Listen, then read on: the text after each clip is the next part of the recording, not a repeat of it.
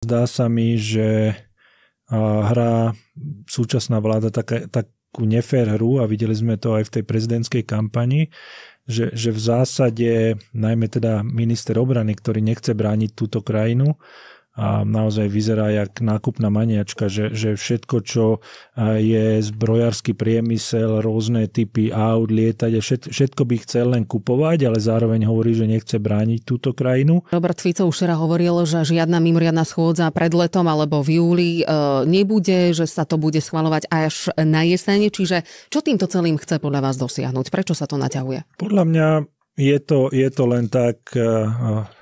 A hovorí sa tomu, že zachrániť si tvár v tomto.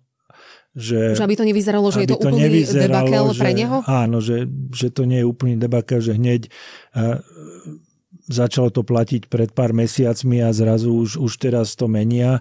Tak a zrazu vyhráva Andrej Danko, ktorý s touto témou prišiel. No ale nový minister investícií Samuel Migal sa nechal počuť, že sa nejakými vašimi konkrétnymi radami ide riadiť na ministerstve. To neviem, či ste počuli alebo zaregistrovali tento jeho výrok. Nie, ale my sme nechali, keď sme odchádzali, tak sme si povedali, že nechceme len svietiť a kúriť, ale že necháme nejaké návody, čo by sa dalo robiť. Tak boli aj tie legokocky, ale okrem toho boli také 4 knižky, ktoré hovorili o reformách. Jedna knižka bola aj o eurofondoch a tam sme mali konkrétne odporúčania, ako treba riadiť eurofondy oveľa lepšie, lebo často to riadíme a ešte horšie riadíme, jak Stánok s Langošom na rohu.